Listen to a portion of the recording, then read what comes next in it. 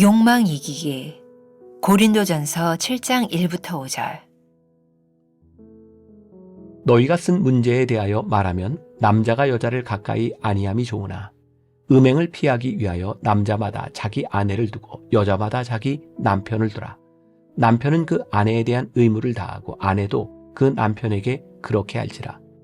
아내는 자기 몸을 주장하지 못하고 오직 그 남편이 하며 남편도 그와 같이 자기 몸을 주장하지 못하고 오직 그 아내가 하나니 서로 분방하지 말라. 다만 기도할 틈을 얻기 위하여 합의상 얼마 동안은 하되 다시 합하라. 이는 너희가 절제 못함으로 말미암아 사탄이 너희를 시험하지 못하게 하려 함이라. 바울은 결혼한 부부는 서로를 위해 권리와 의무를 다해야 한다고 가르칩니다. 당시 사회에 만연해 있던 노예 개념이나 성적인 향락의 도구로서의 결혼관과는 다른 개념이었습니다. 성적 욕망을 올바르게 다스리는 방법으로 결혼을 제시하고 있습니다. 서로에 대한 의무의 관점에서 보는 것입니다. 자기 몸을 주장하지 못하고는 남편과 아내에게 동일하게 적용되는 표현입니다. 말씀 안에서 각자 자신을 주장하지 않고 서로 배려하고 이해하는 자세가 필요합니다. 유진 피터슨의 메시지 성경은 고린도전서 7장을 이렇게 시작합니다. 성관계를 갖는 것이 바람직한 일일까요? 물론입니다. 그러나 결혼이라는 확실한 관계 안에서만 그렇습니다. 여러분이 부부관계에 대한 기대를 접는 순간 사탄이 교묘하게 유혹하기 때문입니다. 서로에게서 만족을 찾는다면 늘 불만족스러울 수밖에 없습니다. 내 만족이 채워지지 않으면 상대방에게 불평할 수밖에 없습니다. 불평은 하나님과 우리 사이에 틈을 만들고 그 사이로 사탄이 비집고 들어옵니다. 결혼과 부부관계가 하나님이 주신 선물이라면 귀하게 다루어야 합니다. 인간에게 욕망은 아주 자연스러운 것입니다. 그러나 그 욕망을 다스릴 때 참다운 인간이 됩니다. 욕망대로 살면 사람이 아니라 동물입니다. 욕망은 감추기보다 하나님 앞에서 정직하게 드러내야 합니다. 약하고 추한 모습을 하나님께 내어놓고 도우심을 구하십시오. 자신은 욕망의 문제에서 자유하다거나 이길 수 있다고 주장하는 것은 가장 위험한 착각입니다. 오호라, 나는 공고한 사람이로다. 이 사망의 몸에서 누가 나를 건져내랴. 이것은 단순한 탄식이 아니라 하나님을 향한 호소입니다. 바울은 자신의 연약함을 알았기에 늘 하나님의 도우심을 구하는 사람이 되었습니다. 사도 바울의 위대함은 그가 그렇게 위대한 사역을 하고 있었음에도 늘 자신의 연약함을 기억하고 고뇌하며 기도한 데 있습니다. 나는 욕망에서 자유롭습니까? 내가 해결하기 어려운 욕망은 무엇입니까? 하나님 앞에 욕망을 내려놓고 도우심을 구하고 있습니까? 오늘은 10월 13일입니다. 욕망 이기기. 목회자가 평생을 설교하면서 설교하기 참 좋은 본문이 있고 설교하기 참 어려운 본문이 있습니다. 이 고린도전서 7장은 목회자들에게 굉장히 어려운 그런 본문인 것 같습니다. 저의 경우에 이 성적인 문제를 강단에서 다룬다고 하는 것이 결코 쉽지 않기 때문입니다. 그런데 우리들의 인생에 이 성적인 부분들이 차지하는 게 얼마나 큰 부분일까요? 우리들의 삶에 돈이 차지하는 비중이 굉장히 크듯이 이 성적인 부분 역시 우리들의 인생을 살아가는데 잘 살아갈 수 있도록 인도하는 부분과 우리로 하여금 죄에 빠지게 하는 부분이 이 성적인 부분에 많이 있기 때문입니다. 아마 이 고린도 교회에도 이 성적인 문제가 많이 있었던 것 같아요. 그리고 특히 이 결혼에 대한 갈등에 대한 문제, 이혼에 대한 문제, 그런 문제들이 있었던 것 같고, 사도 바울은 목양적인 측면에서 이 부분들을 분명하게 이야기를 해주고 있죠. 자, 오늘은 결혼에 대한 문제를 주로 다루어 보게 될 텐데, 첫 번째 문단이 이렇게 시작을 하죠. 바울은 결혼한 부부는 서로를 위해 권리와 의무를 다해야 한다라고 가르칩니다. 권리도 있고 의무도 있다. 근데 중요한 것은 서로를 위해. 나에게 권리가 있습니다. 나에게 의무가 있습니다. 근데 그것이 나를 위해 있다면 이건 굉장히 이기적이고 독선적이 될 수 있어요. 그런데 나의 권리와 의무가 서로를 위해라고 한다면 이것은 다른 부분이겠죠. 이 성적인 욕망에 대하여 아마 평범한 보통 사람이라면 모두가 성적 욕망을 가지고 있죠. 왜요? 하나님이 우리를 그렇게 만드셨으니까. 문제는 우리들의 성적 욕망에 따라 살아가는 사람들이 아니라 그 성적 욕망을 어떻게 다스리며 살아가느냐에 대한 부분이죠. 욕망을 따라 살아가면 조금 심하게 얘기하면 짐승 같은 사람이 됩니다. 그러나 욕망을 다스릴 줄 알면 사람 같은 삶을 사는 거예요.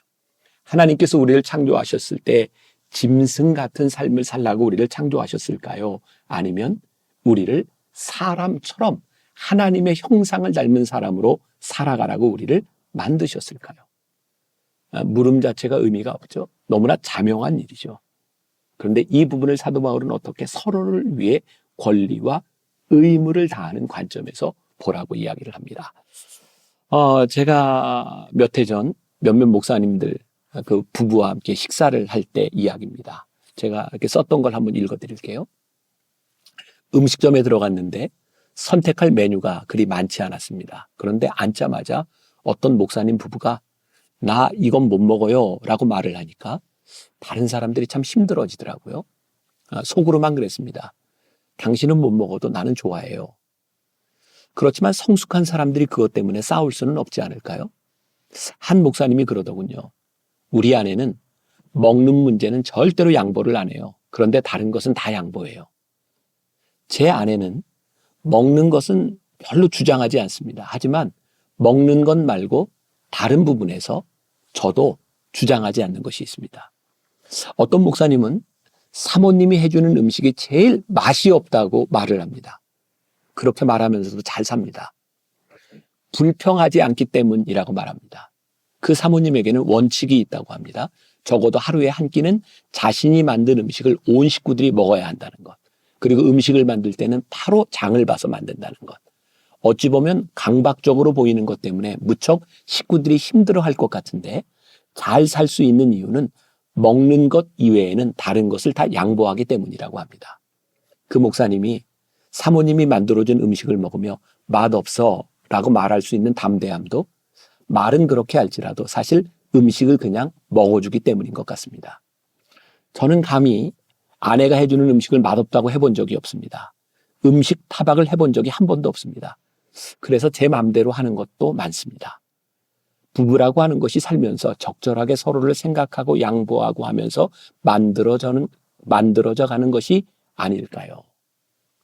제가 이 설교를 준비할 때 썼던 글인데, 정말 그런 것 같아요.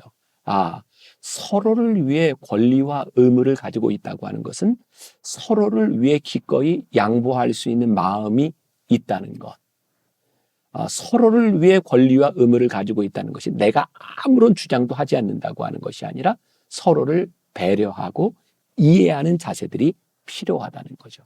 오늘 말씀을 묵상하는 여러분들에게 우리는 서로를 위해 어떤 권리와 의무를 가지고 있는지를 생각해 보면 좋을 것 같다는 생각이 들어요. 유진 피터슨의 메시지 성경은 고린도전서 7장을 이렇게 시작합니다. 여러분들 책에 나와 있습니다. 성관계를 갖는 것이 바람직한 일일까요? 물론입니다. 그러나 결혼이라는 확실한 관계 안에서만 그렇습니다. 이 사도 바울은 목양적 측면에서 또 그의 경험적 측면에서 사도 바울은 결혼을 하지 않았던 사람이죠. 그런데 그 당시에 사도 바울은 그것이 그렇게 문제가 되지 않았을지 모르지만 당시 고린도 교회 안에는 이 성적인 문제로 많은 그 잡음을 일으키는 경우도 있었던 것 같아요. 그런 의미에서 우리들이 성적인 우리의 욕구, 이것이 우리들의 본능이라면 결혼이라고 하는 확실한 제도 안에서 우리들의 관계를 갖는 것, 이것이 하나님 앞에서 바람직한 관계다라고 말을 하고 있는 거죠. 인간에게 욕망은 아주 자연스러운 것이다. 제가 처음 시작하면서 이런 이야기를 했어요. 그러나 욕망을 다스릴 때, 그리고 인간이 살아가고 있는 이 제도 안에서 우리들이 서로를 위하여 지켜주는 것이 있을 때 우리는 인간다운 삶을 살아갈 수 있다는 거죠. 누구도 욕망의 문제에서 자유롭거나 이길 수 있다고 생각하는 것은 큰 착각입니다. 아주 흥미로운 예화가 하나 있습니다. 정신과 의사인 정혜신 씨가 쓴 글에 나오는 이야기인데 들어보세요. 미국의 한 젊은 기자가 기획 기사를 썼다. 미국 국회의원들은 다 전능하다라는 타이틀이었다. 물론 적절한 재료와 논리적인 글을 썼다. 이 기사를 다 읽어본 고참 기자가 그에게 충고했다. 이 기사가 나가면 항의가 빗발칠 텐데 어지간히 시끄럽겠어요. 그러니 이 기사의 타이틀에 한 글자만 추가해줬으면 좋겠어. 젊은 기자는 고참 기자의 충고를 받아들였다. 그리고 새로 타이틀을 만들었다. 미국 국회의원들은 한 명만 빼고는 다 전능하다. 이 기사가 나간 다음에 아무 항의도 없었다. 모두가 생각하기를 자기는 그 한 사람이라고 생각했기 때문이다. 사람마다 자기를 그렇게 생각하며 삽니다. 자기는 아닌 것처럼, 자기는 예외인 것처럼, 자기만이 특별한 것처럼. 딱 들어맞는 예화라는 생각이 들어요. 우리들이 흔히 잘못되는, 우리들이 죄를 짓는 이유 가운데 하나가 나는 이 문제에 있어서는 자신 있어 라고 생각한다는 것이죠. 누구도 이 문제에서 자유로울 수 없습니다. 특별히 성적인 문제에 있어서 남자건 여자건 죄를 짓는다고 하는 것은 자기 자신만의 문제로 끝나지 않아요.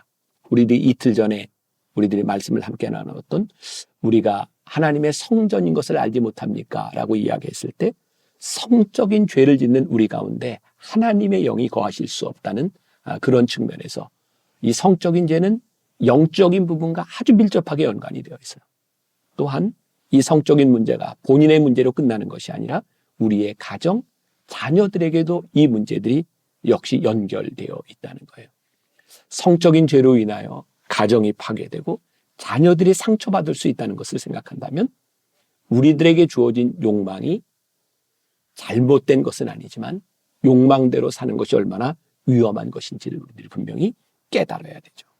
그래서 사도 바울이 고백했던, 저는 로마서 7장 24절에서 사도 바울이 오호라 나는 곤고한 사람이로다 이 사망의 몸에서 누가 나를 건져내랴 라고 고백했던 이 사도 바울의 고백이 오늘 우리들에게 필요하다는 생각이 들어요. 하나님, 저는 제 욕망을 이길 수 있을 만한 그런 능력이 있는 사람이 아닙니다.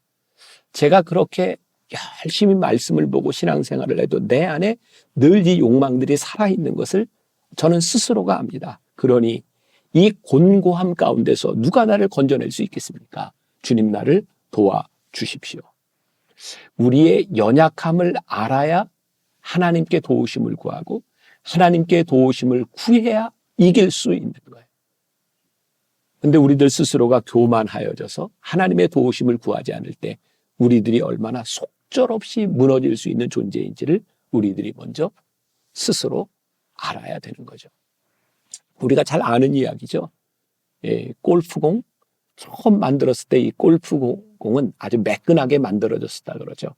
그러면 골프공에는 많은 이런 뭐라고 얘기하죠? 홈이 있죠. 근데 처음 골프공을 만들었을 때 매끈하게 만들고 골프공을 쳤을 때 거리가 그렇게 많이 나가지 않았다 그래요. 그런데 홈을 만들기 시작하면서 거리가 2배 이상 늘어나게 되고, 그래서 목사님들이 설교할 때 그런 예를 많이 들죠. 여러분, 우리들의 삶의 상처, 연약함, 그것은 우리로 하여금 더욱더 우리를 단단하게 만들어주는 것입니다. 우리는 불완전하기 때문에 하나님 앞에 온전한 삶을 살아갈 수 있는 것입니다. 욕망을 이기는 것은 우리의 완전함에 있지 않습니다. 우리가 이렇게 부족하고 연약한 존재이니 하나님 우리를 도와주십시오. 그리고 아주 이기적인 나 중심의 삶을 살아가는 것이 아니라 서로를 위해 권리와 의무를 다해야 되겠다고 생각하는 순간 우리들의 살아가는 삶의 방식이 달라지리라는 생각을 합니다. 오늘 여러분들의 삶에서 욕망을 이기는 것, 그것은 우리들의 연약함을 인하여 하나님께 도우심을 구하는 것이라는 것을 기억하며 승리하는 하루가 되시기를 주님의 이름으로 간절히 축원합니다. 기도하겠습니다. 우리는 참 연약한 사람들입니다. 쉽게 넘어집니다. 우리 안에 욕망들이 고개를 들 때가 참 많이 있습니다. 그래서 오늘 하루 주님 앞에 간절히 구합니다. 도와주세요. 우리와 함께해 주세요. 오늘 하루도 주의 거룩한 성전으로 지음받게 하여 주옵소서. 그렇게 연약함 가운데 승리하는 우리 귀한 믿음의 사람들 되게 하여 주옵소서. 예수님의 이름으로 기도했습니다. 아멘.